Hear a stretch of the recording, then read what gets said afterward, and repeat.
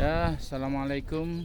Ini pagi ini kita sedang berjalan atau berwisata ke Jabal Nebo. Jabal Nebo. Ini saya bersama teman-teman dari Jawa Timur. Ada satu ini dari Sidrap, Sulawesi, Bapak Ahmad Mamat.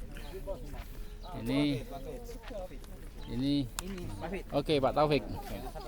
Halo. Oke. Sampang Madura. Ini Pak Muhsin Pasuruan. Ini Mas Badrut. Negro. Jago tidur Madura. Oke. Ini Mbak, ini Mbak Sofa. Dan itu Mas Marman. Ini lagi, Pak. Pemain bola yang gagal. Ini Ibu Jakarta, ibunya Mas Ramadan. Jabal Nebo atau Bukit Nebo ini ada peristiwa sejarah, yaitu peristiwa Nabi Musa saat ingin datang ke tanah Palestina. Dalam cerita di situ tersesat. Jordania, Mesir, akhirnya beliau terakhir di sini berdoa pada Allah, minta supaya dipertemukan dengan tanah Suna'ah atau Palestina. Nah, di sini beliau akhirnya berdoa semoga dipertemukan dengan tanah Palestina. Akhirnya beliau bisa melihat dari dekat tanah Palestina lewat Bukit Nebo ini. Ya, bentar. Inilah tugu tanda tempatnya Nabi Musa saat di Jabal Nebo ini. Nih. Lanjut. Nah, ini yang dinamakan Wadi Musa. Diyakini bahwa di Wadi Musa inilah beliau Nabi Musa meninggal, tapi tidak ada yang bisa memastikan bahwa di mana titik makamnya Nabi Musa.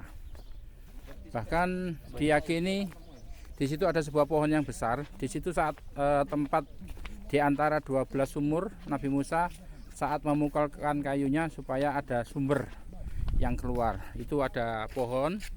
Saya zoom. Tuh, pohon-pohon itu diyakini ada sumur. Ya, betul. Diyakini ada sumur yang saat itu dipukulkan oleh tongkatnya Nabi Musa sehingga keluar air sumber. Kalau nggak salah ada salah satu ayat yang berbunyi Isna Asyara di situ. Inilah tempat yang disebutkan sebagai Wadi Musa. Di sini jurang di perbatasan wilayah Jordan. Ini wilayah Jordan, kemudian di balik bukit itu yang tampak berkabut itu adalah bumi Palestina.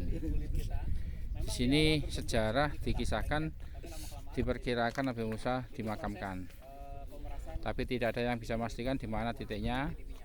Cuma ada yang meyakini di situ ada sumber yang disebut sumber air, mata air Musa. Itu ada pohon satu. Nah, di situ ada mata air Nabi Musa. Dikisahkan semacam ini. Terima kasih. Bukit ini dulu sempat diyakini menjadi tempat persinggahan tentara Romawi. Makanya di sini nanti ada banyak situs peninggalan yang berupa gereja dan sebagainya. Memang banyak yang klaim, di kitabnya orang Islam juga ada, di kitabnya orang Kristen juga ada yang meyakini bahwa ini salah satu tempat perjalanan terakhir dari Nabi Musa. Bangunan ini bangunan gereja yang dibangun oleh salah satu pendeta yang kebetulan saat itu membeli tanah ini digunakan untuk warisan cerita sejarah oleh mereka. Makanya di sini nanti akan banyak simbol-simbol agama Kristen. Dia ada berbentuk bangunan yang sudah hancur. Dikatakan dia adalah peninggalan rumah-rumah masyarakat zaman dulu di zaman Bizantium sebelum datangnya keislaman. Bentuknya seperti ini, dari mulai sini sampai bawah sana. Dari mulai sini sampai bawah sana, dan mereka ibadahnya di gereja di atas. Ini jejak-jejak sejarah. Jadi ini hancur karena gempa bumi. Ini diyakini sebagai rumah-rumah oleh pasukan Romawi. Ini sampai bawah, sampai Wati itu menjadi rumah perkampungan oleh orang kuno dahulu. Kemudian tempat yang tertingginya ini menjadi gereja oleh orang-orang Romawi tadi. Ini asik. Nah, ini jejak sejarah batu-batu zaman dahulu. Mungkin ini dulu perkampungan, terus menjadi tempat peribadatan. Di ujung gunung itu, gunung ini, kemudian ada jurang ini, Wadi Musa itu. Kemudian itulah tanah Palestina. Dan sebelahnya lanjut itu, di situ lurus kita ini adalah arah ke Masjidil Aqsa. Jarak dari sini kurang lebih 60 kilo. Jadi jarak sini tidak jauh, kurang lebih 1 jam kalau naik bis ke Masjidil Aqsa. Jadi ini sejarah kita.